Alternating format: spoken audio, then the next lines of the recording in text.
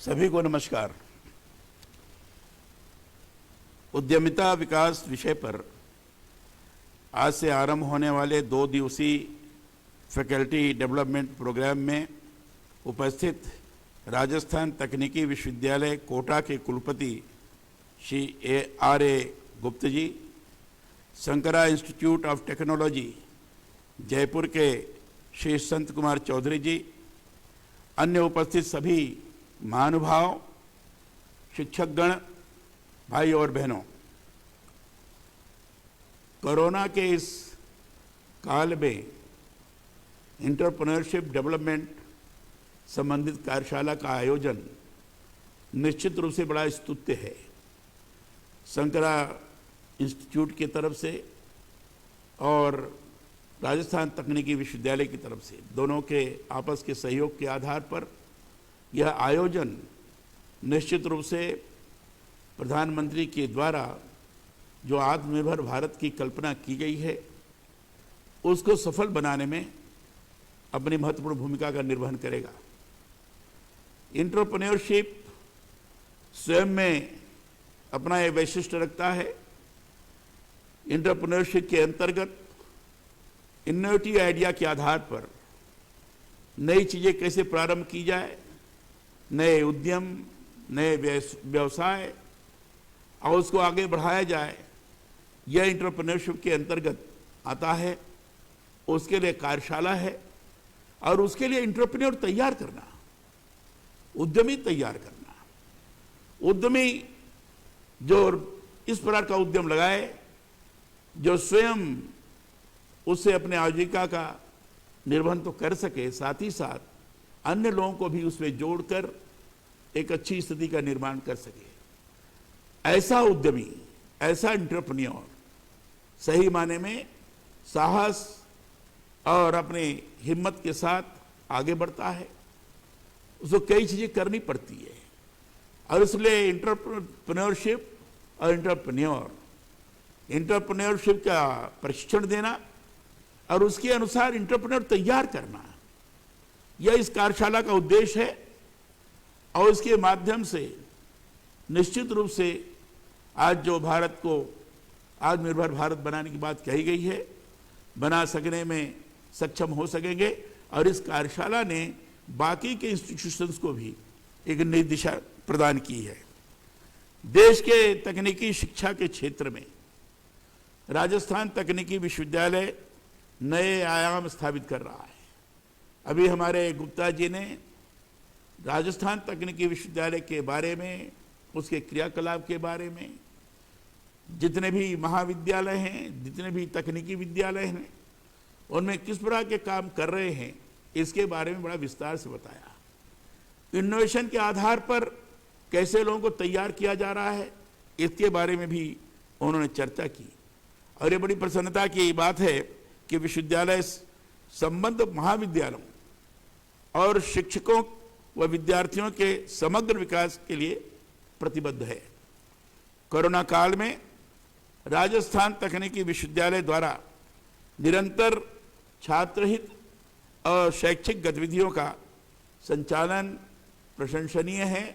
जिस तरीके से श्रीमान गुप्ता जी ने अपने सारी बातों को बताया है और विस्तार से बताया है, निश्चित रूप से अगर सही माने में व्यवहारिक धरातल पर वो उतर रहा होगा तो निश्चित रूप से बड़ा ही ये प्रयास स्तुत्य है। इसकी जितनी प्रशंसा करनी चाहिए वो कम है। इसी श्रृंखला में विश्वविद्यालय द्वारा शिक्षकों के लिए उद्यमिता विकास और प्रबंधन क्षमता निर्माण विषयों पर 2 दिवसीय कार्यशाला का आयोजन एक अच्छी पहल है। उन्होंने इनिशिएटिव लिया है, निश्चित रूप से दूसरों को भी ये प्रेरित करने में सफल हो पाएगा। इस समय इस तरह के कार्यक्रमों के आयोजन की जरूरत भी है। शिक्षकों के मनोबल को बनाए रखने के लिए ये बहुत अच्छा प्रयास है। इसके लिए आप सभी को मैं बधाई देता हूं। अभी हमारे धीरेन्द्र माथुर जी ने टेकिप 3 के बारे में अच्छी तरह से बताया है और बताया है कि कार्यशाला के अंतर्गत इसको निश्चित रूप से महत्वपूर्ण तरीके से तकनीकी की गुणवत्ता को ध्यान में रखते हुए बताने का प्रयास किया जाएगा। ये बड़ी अच्छी पहल है, बड़ा अच्छा कार्य है। मैं स्वयं श्रीमान धीरेन्द्र माथुर जी को इसके लिए बधाई भी देता हूँ।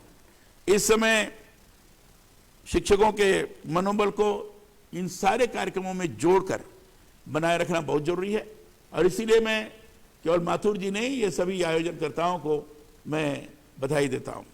एक उद्यमी की खास बात यह होती है कि वह हार्ड वर्क के साथ साथ स्मार्ट वर्क भी करता है। परिश्रम तो करता ही है, लेकिन बड़े तेजी के साथ करता है। उदाहरण के तौर पर कुछ जो कंपनियां हैं जो आज अपना नाम कमाई हैं, आज लोगों के बीच में चर्चा के विषय हैं।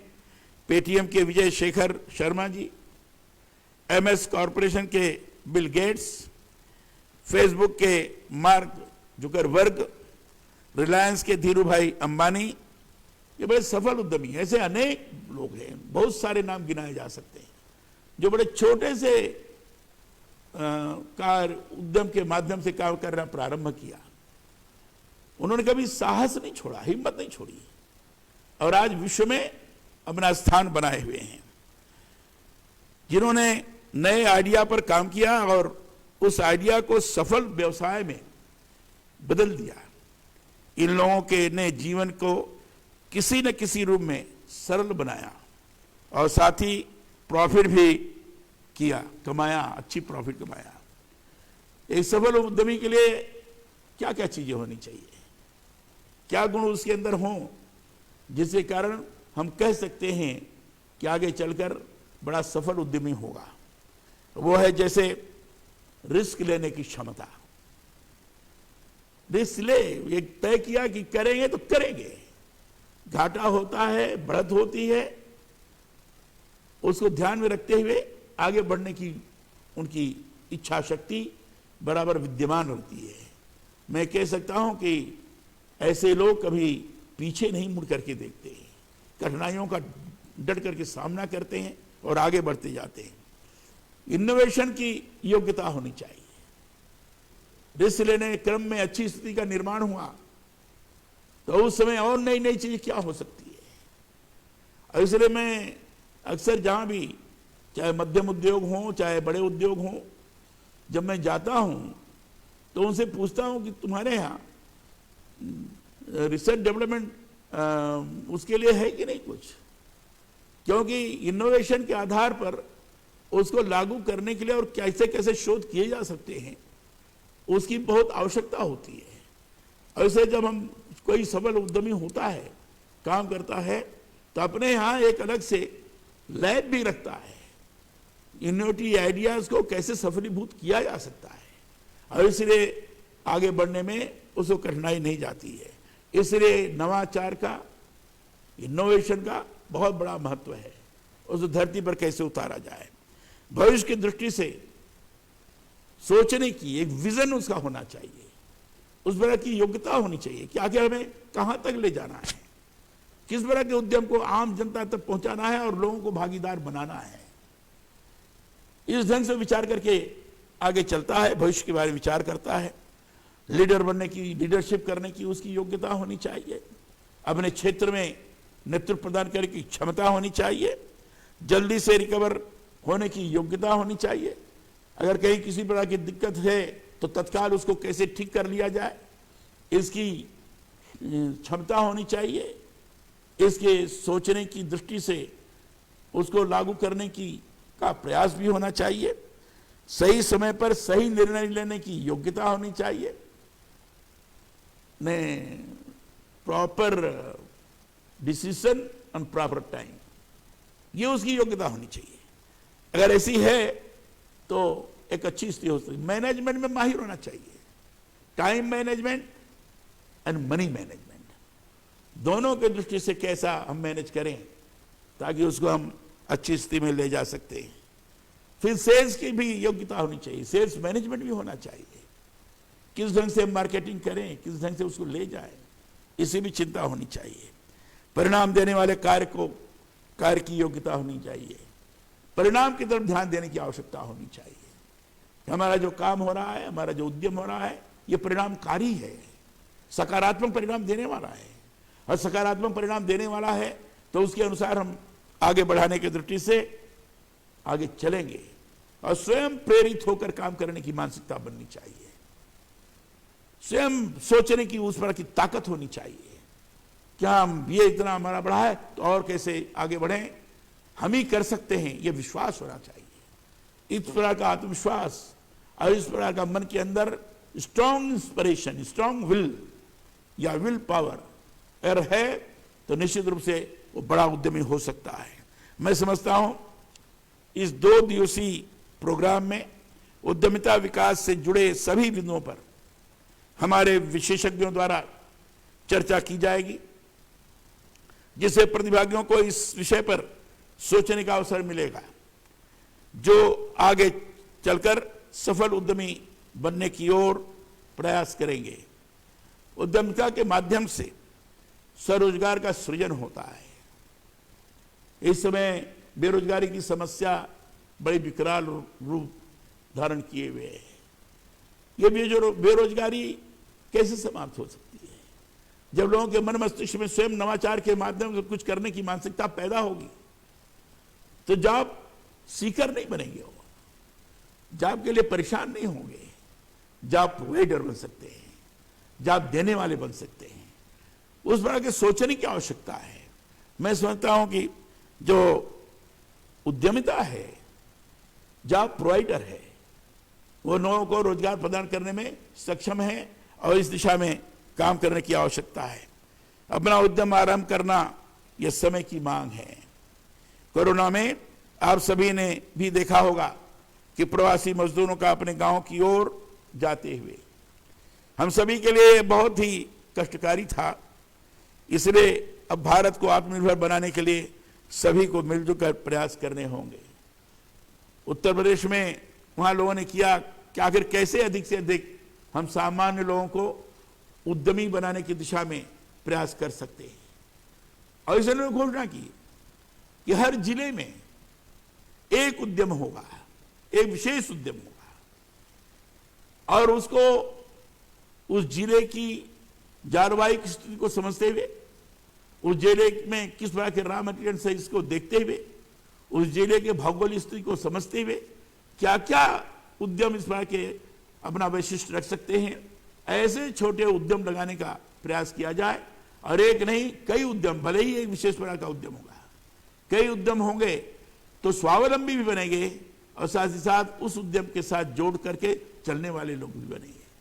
अभी आप एंटरप्रेन्योरशिप के अंतर्गत मैं समझता हूं कि इस बार की शिक्षण जरूर देंगे, जिसमें यह भी चीज आ सकती है कि जगह जगह टेक्निकल इंक्यूबेशन सेंटर्स खोले जाएं, जगह जगह बिजनेस इंक्यूबेशन सेंटर्स खोले जाएं, जिसके अंदर हैंड ऑन ट्रेनिंग करें। कम पढ़े लिखे लोग भी हैंड ऑन ट्रेनिंग करने के बाद मशीन पर स्वयं उस मशीन को लेकर स्वयं अपने द्वारा माल पैदा कर सकते हैं और उस पर स्वयं एक अच्छे उद्यमी के रूप में हो सकते हैं और साथ ही साथ 5, 7, 10 ऐसे लोगों को जोड़कर काम कराने वाले भी हो सकते हैं और एक बहुत बड़ा रोजगार प्रदान करने वाला और इंटरप्रेन्योरशिप तैयार करने वाला ये इंक्यूबेशंस, चाहे टेक्निकल इंक्यूबेशन सेंटर्स होंगे और चाहे बिजनेस इंक्यूबेशंस होंगे, ये निर्माण करके सकने में सक्षम है। कई विश्वविद्यालयों में है, मैंने स्वयं देखा है। मैं समझता हूं कि अभी राजस्थान तकनीकी विश्वविद्यालय ने जिस बात की चर्चा की है, इंक्यूबेशन के बारे में उन्होंने कहीं चर्चा नहीं की है। मैं समझता हूं लगना चाहिए यूनिवर्सिटी में भी और साथ ही साथ महाविद्यालयों में भी। इसमें अधिक से अधिक उद्यमी भी तैयार हो सकते हैं और अधिक से अधिक लोग इसकी तरफ आकृष्ट होकर आत्मविश्वास के साथ अपने क्षेत्र में कुछ तैयारी कर सकते हैं।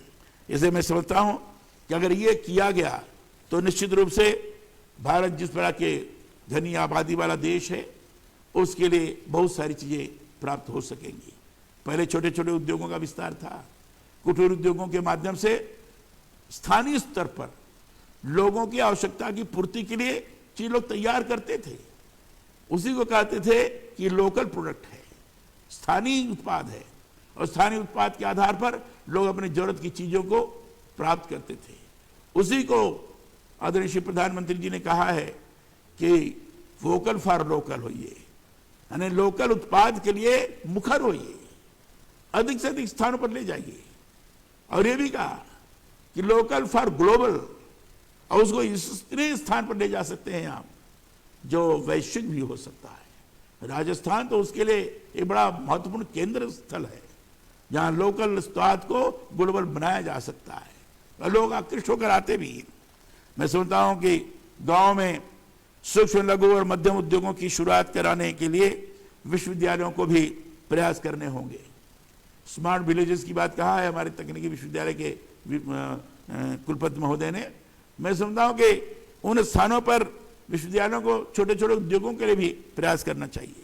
इससे गांव में ही रोजगार मिल सकेगा, युवाओं को नौकरी के लिए भटकना नहीं पड़ेगा, युवाओं को नौकरी देने वाला बनाना होगा। इस तरह की चर्चा आज पूरे विश्व में हो रही है। भारत में भी ऐसा वातावरण निर्माण करने की रणनीति प्रधानमंत्री जी ने बना दी है। हम सभी को इस रणनीति में भागीदार बनना होगा। कोरोना काल की कठिनाइयों को हम लोग कभी भुला नहीं सकते, इसलिए जीवन में आगे ऐसे स्थितियों की चुनौतियों से मुकाबला करने के लिए हमें हमारे भावी पीढ़ी को तैयार करना होगा। इससे गांव से पलायन रुकेगा, गांव का विकास होगा। यदि गांव का विकास हो गया तो देश का विकास तो स्वतः ही हो जाएगा। स्थानीय स्तर पर प्रतिभाओं की कमी नहीं है, कमी संसाधनों की भी नहीं है, कमी केवल आत्मविश्वास की है, लोगों के मन में हिम्मत बनाने की है। गांव के प्रतिभाओं का आत्मबल हम सभी को बढ़ाना होगा, उनके कार्यों की प्रशंसा करनी होगी, उनके उत्पादों के प्रति वोकल होना होगा। साथ ही लोकल को ग्लोबल बनाने के लिए हम सभी को प्रयत्न करना होगा। गांव के लोगों को संसाधन उपलब्ध कराने होंगे, उनके उत्पादों के विपणन की व्यवस्था हमें करनी होगी। न केवल स्थानीय बाजार बल्कि ग्लोबल स्तर पर बाजार की उपलब्धता की सुनिश्चितता हम सभी को ही मिलकर करनी होगी। मैं समझता हूं कार्यशाला इसमें सफल होगी। कार्यशाला को जहां एंटरप्रेन्योर उद्यमी तैयार करने की दिशा में प्रयास कर रहे होंगे, तो उद्यमी के अंदर जो मैंने पूर्व में बताया कुछ बिंदुओं के बारे में, उन सारे गुणों को लाने का प्रयास करना होगा। और कैसे आ सकते हैं उनको तरीका बताते हुए उनके अंदर आत्मविश्वास जागृत करना होगा, ताकि उनको लगे कि हम कर सकते हैं। क्योंकि बहुत से लोगों को लगता है कि भाई हमारे पास तो संसाधन नहीं है, हमारे पास तो पैसे नहीं है, हमारे पास तो सामान नहीं है, हम कैसे कर सकते हैं, कैसे कर सकते हैं। ये सवाल का सबब, ये प्रश्नवाचक चिन्ह नहीं होना चाहिए। हम कर सकते हैं, कर लेंगे। छोटी पूंजी में भी हम अच्छा कार्य कर सकते हैं। छोटी पूंजी में कौन कौन सी चीज छोटी छोटी निर्माण हो सकती है, इस दिशा में सोच सकते हैं। एंटरप्रेन्योरशिप के अंतर्गत, इस कार्यशाला के अंतर्गत इन सारी चीजों के बारे में विचार आवश्यक है। जहां उत्पाद बनेगा वहीं हमारी मार्केटिंग भी कैसे होगी, वहीं हमारे अगर कहीं गड़बड़ हुई तो उसको ठीक करने की व्यवस्था कैसे होगी, सारे मैनेजमेंट की भी व्यवस्था सुलझानी होगी। अगर बैंक से कर्जा लेना है तो बैंक से लोन भी कैसे लिया जा सकता है, ये भी ट्रेनिंग देनी होगी। क्योंकि आज बैंक से लोन लेना जरूरी है, चाहे छोटी पूंजी का उद्यम हो चाहे बड़ी पूंजी का उद्यम हो, और इसलिए उसके बारे में भी आपको ट्रेनिंग देनी पड़ेगी। हर प्रकार की ट्रेनिंग इस कार्यशाला के माध्यम से उद्यमियों को प्रदान करना पड़ेगा। एंटरप्रेन्योरशिप इसी आधार पर विकसित होगी, ऐसा मेरा पूरा विश्वास है। और 2 दिन के कार्यशाला में चूंकि योग्यतम लोग रहेंगे, यहाँ अच्छे शिक्षक रहेंगे, तकनीकी के जानकार रहेंगे, ये सब लोग इस दिशा में अच्छा बताएं। आर्थिक दृष्टि से भी लोग ट्रेनिंग देने वाले होंगे। बैंक से लोन कैसे लिया जा सकता है, मनी मैनेजमेंट कैसे किया जा सकता है, इसे बारे में बताने वाले लोग भी रहने चाहिए। मार्केटिंग के लिए भी लोग रहेंगे, उसका प्रबंधन कैसे हो सकता है, इन सारी चीज़ों के बारे में कार्यशाला के माध्यम से लोगों को अच्छी तरह से बताया जाए, ताकि एंटरप्रेन्योरशिप डेवलपमेंट जो शब्द प्रयोग है, ये शब्द प्रयोग धरातल पर उतरे, व्यवहारिक स्वरूप धारण करे। ये मेरी अपेक्षा है और यही मेरी शुभकामना है। आपने मुझे यहाँ अपने बीच में बुलाया अपने विचार व्यक्त करने के लिए, इसके लिए मैं आपका बहुत आभारी हूँ। विशेष सर श्रीमान चौधरी जी, शंकरा इंस्टीट्यूट के जो प्रमुख हैं, इन्होंने पहले भी हमें अपने यहाँ बुलाया था, बड़ा सम्मान दिया था, मुझे अपना विचार व्यक्त करने का अवसर भी प्रदान किया था। मैंने भी वहाँ इस बार की चीज़ रखी थी। मैंने भी, चूँकि शंकरा के हैं शंकरा माने हमारे जगदगुरु शंकराचार्य कांचीपुर वहाँ से प्रेरित हैं, उनके द्वारा उनको आशीर्वाद प्राप्त है, तो जिस भी क्षेत्र में जाएंगे सफल होंगे, उनको कोई रोक नहीं सकता है। जहाँ शंकराचार्य हैं वहाँ सफलता सुनिश्चित है। ये शुभकामना व्यक्त करते हुए मैं अपनी बात समाप्त करता हूँ। बहुत बहुत धन्यवाद। जय हिंद।